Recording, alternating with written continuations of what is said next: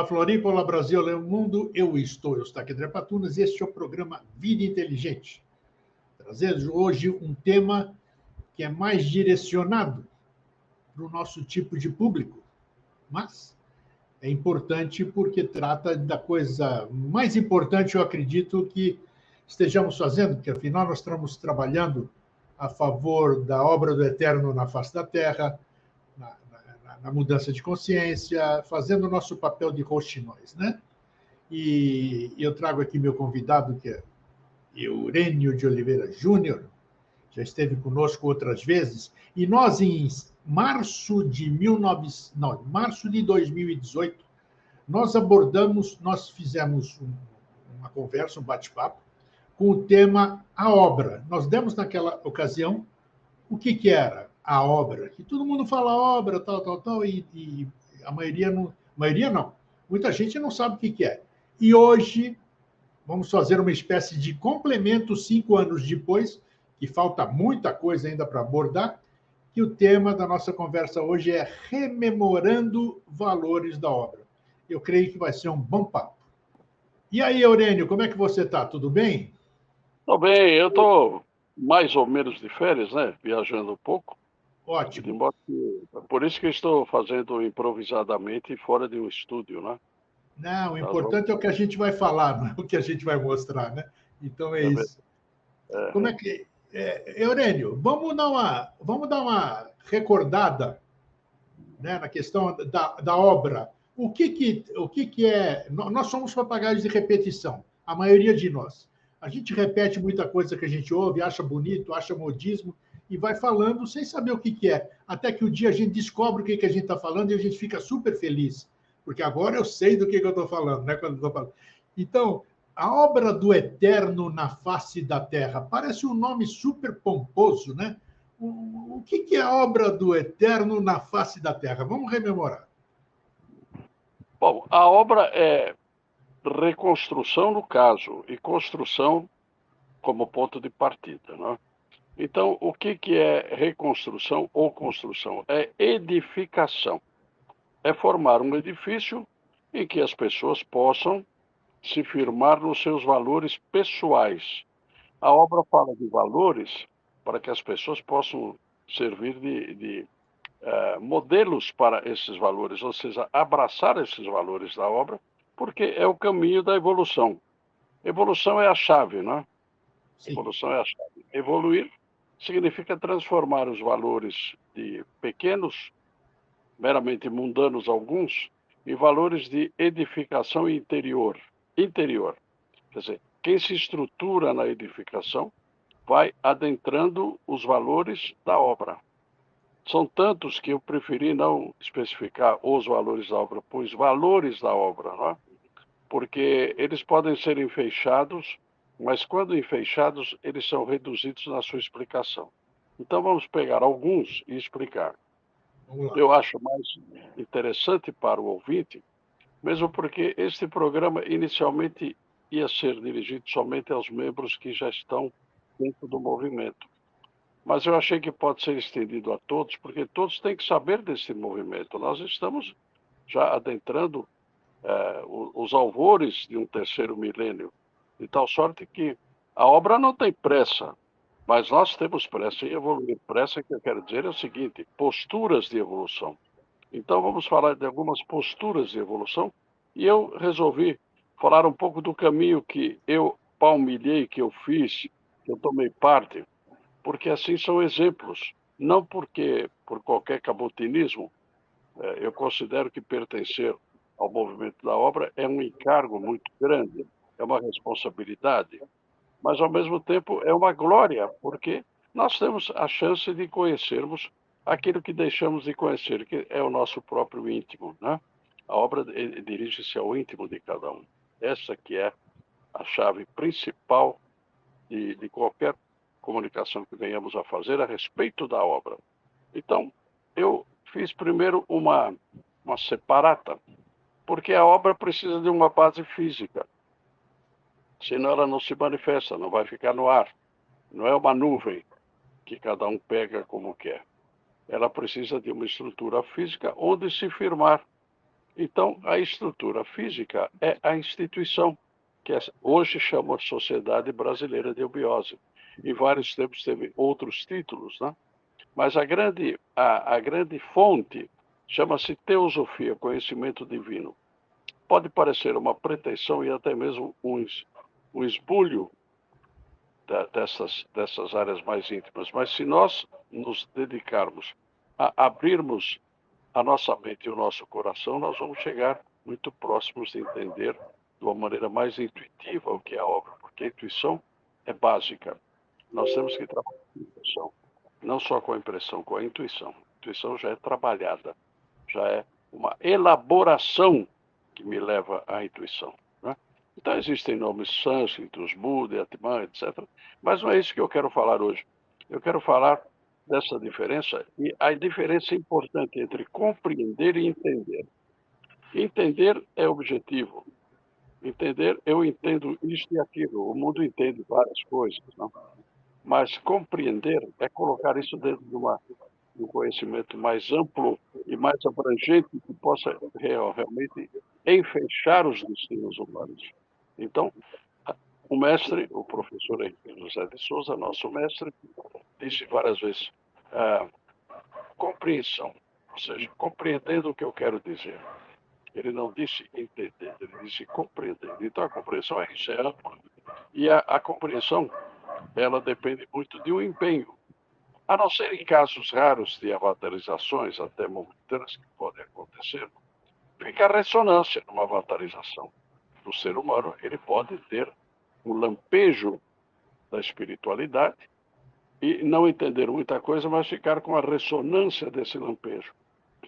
Isso adentra a compreensão, porque é evidente que dizer aos humanos o que eles devem palmilhar ou fazer para melhorarem é uma obra de risco. Veja bem, é um trabalho de risco. Quando você coloca um espelho na frente de uma pessoa e ela se vê, o culpado é você, não é ela que está fazendo coisas tortas. Ela está fazendo o caminho que ela acha que tem que fazer, mas você está querendo corrigir o caminho dela? Não, você quer que ela corrija o caminho dela, não você que vai corrigir o caminho dela. Não tem quem faça pelo outro. O Alcorão é muito claro. Uma alma só salva a si própria, não salva outras almas. Mas ela pode ser importante e benéfica para essas outras almas. É isso que importa. Então, o caminho do esoterismo, ou seja, esotérico ou dentro, endotérico, é o caminho da libertação, da verdadeira libertação, não libertação de cadeia, de política, é a libertação do ser humano em poder enxergar os seus valores maiores. É isto que está em movimento agora. Não? Então, a diferença entre obra e instituição é isto. A pessoa entra para a instituição, acha que entrou para a obra. Não, não entrou para a obra. Tem que adentrar a obra. Eu encaminhei vários discípulos durante muitos anos nos templos da Sociedade dos Três, né? Seja em São Lourenço, seja em Itaparica, seja em Nova Chavantina. E quando chegavam essas pessoas, elas adentravam, prestavam seu compromisso, que é um juramento perante si próprio, faz perante uma taça, uma simbologia, mas o grande compromisso é perante si mesmo. Então, elas assumem isto, mas não têm ainda uma noção do que isto compreende. Então, o presidente se pedia às vezes que eu dissesse umas palavras, porque eles precisam estudar, se analisar. A autoanálise é uma coisa dificílima. Você acha que está abafando, você às vezes está fazendo uma grande palhaçada, mas você acha que está abafando, porque você tem admiração por si próprio. Você quer vencer no meio social, mas não quer saber quais os meios próprios adequados para esta vitória. E a vitória que a pessoa tem com o abraço da obra, abraçar a obra, é uma vitória silenciosa, ela nem fala disto. Os seres mais burilados, que estão mais próximos da verdade, eles pouco falam a respeito deles próprios. Né? Então, o que eu quero dizer hoje é essa diferença e mostrar um pouco o caminho que eu fiz. Não por nenhum cabotinismo, é o caminho que eu fiz porque eu fui guindado a uma posição ao lado da direção da sociedade. Fui solicitado fazer um curso, fiz o curso e fui encaminhado para ter uma atuação de exposição da eubiose. É a coisa mais difícil que tem. Mas vamos hoje dizer algumas coisas, pois não. Vamos dizer, então, o caminho que eu fiz. Eu comecei em 1968, o professor Henrique já tinha falecido, ele faleceu em 63, 5 anos depois. Havia uma grande comoção ainda dentro da sociedade, porque perdeu-se o orientador. Dona Helena fazia o papel dela, papel feminino, papel de mãe, papel de protetora, papel de agasalhadora da parte emocional, mas a parte de conhecimento foi sendo dado depois pelos discípulos do professor, que absorveram nos escritos dele. Segundo a venerável Selene, né, chamo de venerável porque ela hoje é o expoente mais importante da nossa sociedade, Selena Jefferson de Souza, ela dizia que o pai escreveu cerca de 10.000 páginas, talvez isto ou mais. Deixou isto escrito, além de falar, escreveu. Então, é sempre um repositório de consulta, não? Eu entrei em 68, depois me aproximei do presidente pessoalmente em 72, quando passei para o grau maior, né? O grau definitivo. E depois, em 79, num processo ritualístico, porque o cargo tinha sido deixado vago, eu fui escolhido sacerdote. Então, eu exerci a função de instrutor e de sacerdote. São duas funções básicas, né? Porque existe rei, legislador e sacerdote. Então, eu exerci a função de legislador e de sacerdote, não de rei, porque rei eram os membros da instituição, que estavam já plenamente e intimamente ligadas ao professor, filhos do professor. Então, em 79, no dia 7 de setembro, através de um ritual, especialmente preparado para esse fim, eu fui sorteado entre 17 candidatos. Eu não era candidato, mas não disse que não queria. A gente não diz que quer, mas tem que dizer que não quer. Quando não quer, tem que dizer que não quer. Depois fica quieto e sinal de que está admitindo que possa acontecer. Então, em 7 de novembro de 1979, eu passei a parte sacerdotal, a parte de cerimoniais, a parte de rituais, fui tomando pé em como funcionava, fui sensibilizando, e aí eu comecei a utilizar alguns meios, porque fazia-se naquela época um ritual por grau por mês, havia um ritual mensal, né? Então, durante vários anos, de 79 até 83, eu dirigi essa parte. E eu tinha liberdade de escolher os textos. Foi aí que me aproximei de 3 textos fundamentais, que vou citar aqui. Eu me aproximei do Bhagavad Gita, que é o Gita, que é chamado Gita, e o Bhagavad Gita é uma passagem poética do Mahabharata, que é a Grande Índia, que é um poema extensíssimo, muitos versos.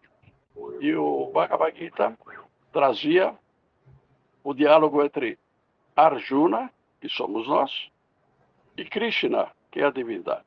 Então, a divindade foi se expondo e foi ensinando a Arjuna como se comportar diante de várias circunstâncias. Circunstância do dia a dia, circunstância ritualística, circunstância hierárquica. Quer dizer, nós temos que hierarquizar, fazer a hierarquia, hierarquizar os nossos valores, porque eles têm que conter pontos elevados e pontos que são corriqueiros. A dizer que a vida ensina bastante, mas não ensina como sair do torvelinho e do embananamento, vamos chamar de embananamento, de estar tentando evoluir. E as separadas vão sendo feitas ao tempo. Eu utilizava o Bhagavad Gita, então era a luta entre Kurus e Pandavas, são títulos orientais, sânscritos, ou seja, solares e lunares, pessoas voltadas para o bem e pessoas voltadas para o corriqueiro, que se comporta como mal, porque não conhece os valores do bem. Então, Kurus e Pandavas são os que batalham, né? Solares e lunares. E Arjuna, como sendo o quem está na trilha da evolução, recebi as orientações de Krishna, que dizem ter sido a mais bela manifestação da divindade. E Zeus Krishna, até o nome lembra muito Jesus Cristo, né? Zeus Krishna na Índia, e eu utilizava mais a voz do silêncio, maravilhosa, que são a doutrina do olho ou da mente e a doutrina do coração, exposto por Blavatsky através de um livro que não está mais em nós, já foi recolhido. E o recolhimento se dá no interior da Terra, porque o interior da Terra tem vida. Isso é para quem conhece a eubiose, sabe que nós acreditamos que existem os pontos cardeais, estamos aqui na face da Terra, norte, sul, leste, leste. Mas também tem o zênite, que está acima de nossas cabeças, e o nadir, que está abaixo de nossos pés.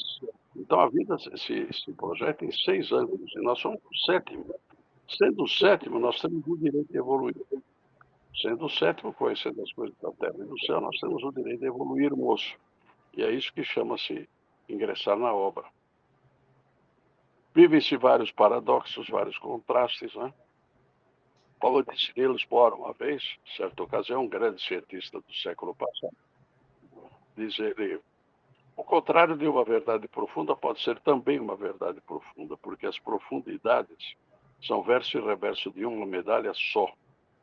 Na medalha está face e contraface. Está o tecido e o avesso estão as escantas, são as virtudes, e as dificuldades, que são as nidanas, a serem superadas. Então, nesse movimento de escandas e nidanas, nós vamos conhecendo o lado profano das coisas e o lado sagrado das coisas. E vamos optando no nosso caminho de abertura pelo sagrado, porque nós queremos conhecer o sagrado, conhecer Deus. Teosofia significa sabedoria de Deus, sabedoria divina. É a sabedoria que os homens desde logo não se dão conta. Eles têm que fazer a trilha no caminho normal da vida e ir descobrindo os valores da evolução.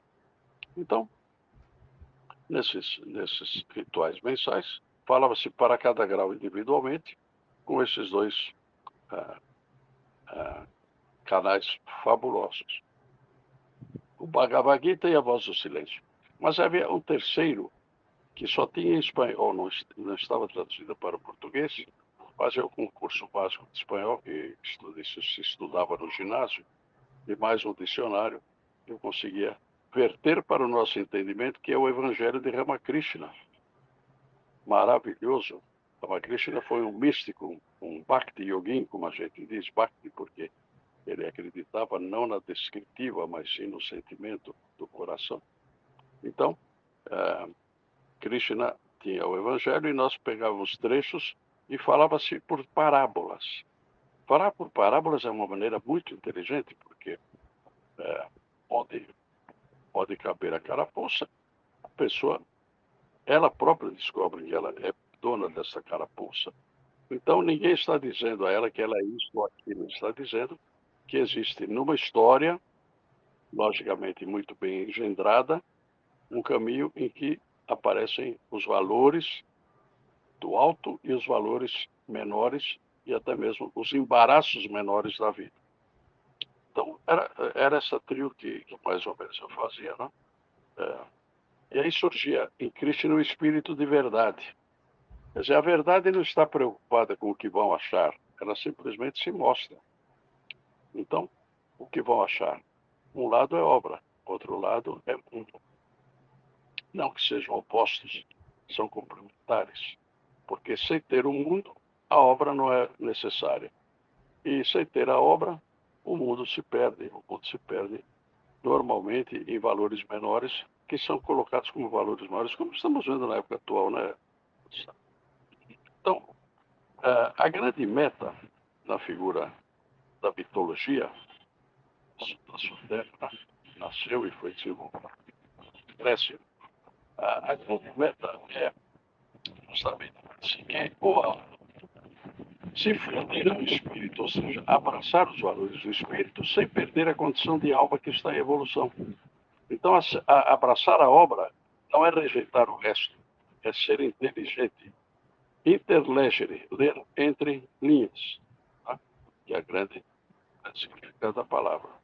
Então, nós temos que o professor Henrique fez em São Lourenço, ele criou uma mística e uma atmosfera, porque não existe apenas a São Lourenço físico, existe a São Lourenço psicoespiritual.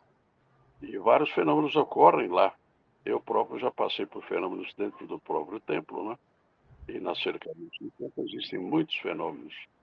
Não vem o caso eu descrever quais são.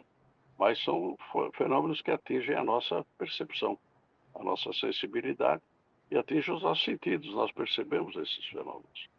Então, o importante, não podem... o que perturba o caminho da obra são os arroubos da personalidade. A nossa personalidade quer se firmar. Ela quer valer no mundo como sendo a a que faz, que dá as cartas. É a nossa personalidade, porque personale é a máscara que se usa no teatro grego passado para justamente fazer a emissão das palavras, do som, se apresentar ao mundo. Então, essas cisões acontecem por muitas razões da personalidade. Querer tirar revanche do que aconteceu no passado, etc., tudo isso tem que ser deixado para trás para poder abraçar a obra. Obra é harmonia, grandiosidade. Obra é ter uma vida nobre, nobre de atitudes, não é nobre de dinheiro, nobre de posição social, nobre de galardão. É nobre de atitudes. É isso que nós devemos. Então, nós devemos o conhecimento superior a todas as pessoas do mundo que se apresentam com a vontade desperta para entender isso. Isso que nós temos que fazer. Então, vejam bem, a personalidade atrapalha, mas a individualidade, que é o espírito em nós, está sempre alerta para nos corrigir. E se nós passarmos a conhecer a vida com a ótica e a luz da individualidade, evidentemente todos os caminhos vão se abrir. Nós vamos entender o que estamos fazendo aqui, porque é famosa a fase de Sócrates, né? Conhece-te a ti mesmo e conhecerás o universo e os deuses, que estão todos envolvidos nesse processo. Então, os que não passarem da instituição e querem, às vezes, comandar a obra, não passam da instituição, ficam presos, agrilhoados, tentando impor a sua personalidade. É isso que atrapalha o caminho da unificação entre instituição e obra. Então, os valores da obra têm que estar sempre superiores e adiante, os reais valores da obra, adiante dos nossos passos dentro da instituição. Esse é o grande caminho. E o professor que mais queria que o discípulo entendesse o fenômeno da polaridade, porque forma uma polaridade entre o que eu quero e o que o geral, o principal, o contexto necessita, a abrangência do contexto. Por isso a compreensão, os que me compreendem, dizia o mestre Henrique. Eu chamo de mestre, às vezes escapa, eu chamo de mestre, porque na nossa linguagem interna é mestre. Agora a linguagem para o mundo, professor Henrique José de Souza, que falava através de vários momentos de lucidez da consciência. Então ele falava com seres até imateriais. Mas tudo isso é levado em conta para entender a obra, né? Eurênio, deixa eu fazer uma parte aí. Claro. Nós fazemos o que você está citando aí, nós fazemos um percurso dentro da instituição, né? Vamos iniciando, tem todos aqueles degraus, e uma das grandes coisas que é falado sempre, isso é bacana, isso eu sou um papagaio de repetição, que é a vigilância dos sentidos. Nós estamos humanos, independente do que nós estamos cursando, em que série nós estamos sujeitos às influências do meio, a essas coisas que você acabou de dizer, ego, sei lá mais o quê, que se aflora para ser trabalhado. E é nesse momento que a gente tem que ter o equilíbrio de saber de que nós temos aquilo está se apresentando para ser trabalhado, e nós temos que fazer bom uso desse alerta. É aí que é o momento do equilíbrio. Em você conseguindo isso, é meu ponto de vista, você consegue continuar harmônico e não fazer absolutamente nada que seja contrário aos olhos da lei, não é que a gente diz? Sim, sem dúvida. Agora, conviver com tudo isto é um caminho de equilíbrio constante, necessário, Sem dúvida. minucioso até. E esse equilíbrio, eu andei pela instrução muitos anos, eu tenho 55 anos de instituição. Caramba! E eu terei algum caminho lá para trás na obra. Senão, não teria tanta facilidade de aceitar coisas difíceis, às vezes, de aceitar, que contraria o comportamento humano. Tudo que contraria o comportamento humano passa a ser, perante os humanos, de condenação. Agora, o que cada humano faz para se conspurcar, para se emporcalhar, ele não vê. É necessário mostrar a ele. Esta mostra, esta direção, este caminho de mostrar, tem que ser um caminho inteligente, porque senão ele vira seu inimigo. E as Perfeito. inimizades são sempre contrárias à fusão, à harmonia, porque a obra só se apresenta onde existe harmonia. Ela caminha, ela se apresenta, ela fala, ela mostra, ela indica, a visão abre, mas é necessário que exista harmonização. Então, você Sem tem que dúvida. aplicar a sua personalidade com a sua individualidade. Ou seja, Eros e Psique unidos. Há momentos que Psique tem que agir e há momentos que Eros tem que mostrar. A verdade tem que ser mostrada, né? Então, por isso o professor dizia aos que me compreendem. E o mistério da polaridade era o máximo que ele queria atingir. Então, nós temos expedientes, a parte ritualística é riquíssima dentro da sociedade, são cerimoniais, por isso que chama-se cerimonial. Tem uma cerimônia para seguir isso. Então, nos nossos cerimoniais existem hinos, mantras, palavras, né? Aliás, existe uma passagem que eu queria chamar a atenção, da obra Filosofias da Índia, do Heinrich Zimmer, né? Depois você vai escrever isso, Tá. da Palas Athena, né? A filosofia do dever. Depois que você descobre o valor, você tem o dever de trilhar o valor. Eu dei um curso recente de esoterismo, né? mais apurado, em graus mais avançados, em que este valor se traduz especialmente através de uma organização de valores chamada sinarquia. O contrário da sinarquia é anarquia. O mundo faz uma anarquia. O mundo, normalmente, que não tem nenhum princípio de iniciação, faz uma anarquia. Quer dizer, subverte os valores, dá a eles atribuições que eles não têm, dá valores que não têm, e, além de tudo, pratica valores que não são valores, em realidade. São valores menores, estão na vida comum. E há momentos que você vai se postar diante de valores maiores, você tem todo um cerimonial. Então, são hinos, cores, comportamentos, vestuário, tudo isso é importante. Então, eu que estava só com o ritual da igreja, via tudo isso muito pequeno, porque eu até 68 frequentava a Igreja Católica Apostólica Romana. Não quero desvalorizar, teve lá os seus feitos, né? Talvez agora muito menos vistos e muito mais traduzidos em verdadeiras acusações. Então, a balbúrdia está formada, mas o ser precisa organizar a si próprio. E essa organização é dia a dia, hora a hora, minuto a minuto. Não pode dar mole, como dizem os cariocas. Tem que estar sempre atento, né? Portanto, nós temos uma yoga que pode ser mencionada, porque ninguém está fazendo essa yoga que não sejam pessoas da sociedade, além dos graus mais avançados. Chama-se Odisonai, que é a Odisseia do Som, Odisonai.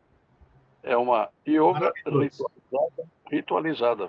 Formou-se com o tempo, o professor foi trazendo as etapas, né? Então ela virou um verdadeiro ritual, em que ela coloca o mais grosseiro diante do mais sutil e assim sucessivamente. E nessa tessitura, você enxerga os dois e vendo os dois, você pode se posicionar. E você se posicionando, você pode eleger os valores sinárquicos que estão dentro de você. Então, tudo isso não é uma questão de noite para o dia, é uma questão de algum tempo. Para uns, pouco tempo, para outros, mais tempo. Eu tive na sociedade, nas minhas orientações, crianças, 5, 6, 8, 10 anos, e pessoas de idade, 85, 90. Isso não tem idade. Isso chama-se, puxa, eu estou chegando muito tarde na sociedade. Não, você está glorificado porque você está chegando a entender a obra. Isso é glorificação, está de glorificação. Aliás, nós temos um corpo de glorificação. Já alguns irmãos mais antigos que desapareceram do mundo material se apresentarem em corpo de glorificação na visão comum dos irmãos.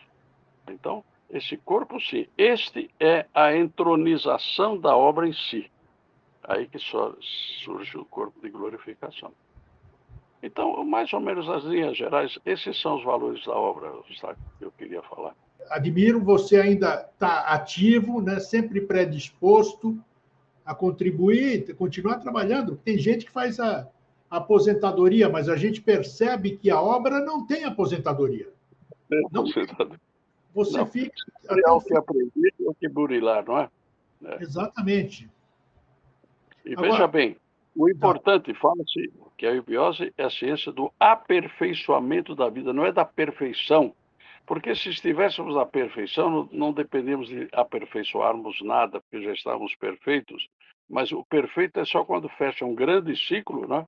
Um grande calpa, e passa para o sistema seguinte. Isso não acontece, nós temos que vencer esse grande calpa. Então, as religiões dão vários títulos, né? Estamos em estado de provação, existe o espiritismo, fala no karma. Karma é ajuste, karma não é nada de maldoso. Tal seria uma lei justa e perfeita ser maldosa com alguém, nunca é maldoso. É uma questão de ajuste. Então, espiar o karma como isso, não como castigo, como ajuste. Agora, para nos fazer ver o valor que nós temos dentro de nós, que vem junto com a centelha humana, vem a centelha espiritual, vem junto. Este é Deus em nós. Eu agora estou num trabalho de mostrar, facilitando como se chegar a Deus por si próprio, não por alguém, por um intermediário. A ligação com Deus não depende de intermediário, depende de cada um em si. Né? Apenas precisa uma boa indicação, o que é um bom caminho para se chegar a Deus. Um caminho limpo, sadio, e veja bem, é o caminho sempre que o coração interfere. Eu estava outro dia pensando um pouco, eu penso o dia inteiro e até de madrugada, nós pensamos, porque isso enfeita a nossa vida, né? Estamos sempre pensando. A pessoa que não tem gratidão no coração e nem generosidade, ainda vai ter que percorrer muitas etapas para poder entender o valor disto, né? Escolhas. De graça, não se cobra nada. Porque não está ligado ao vil metal. É questão de proposição de caminho de vida.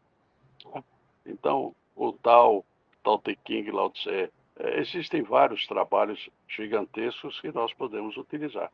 Quem sabe no futuro nós possamos falar um pouco desses trabalhos e até dos hinos humanos, das sinfonias, dos concertos que nos elevam, que atiçam o nosso hemisfério cerebral direito, que ele vai fazer uma fusão ou um trabalho com o esquerdo. O esquerdo que é a descritiva, que é a quantidade, o direito que é a qualidade.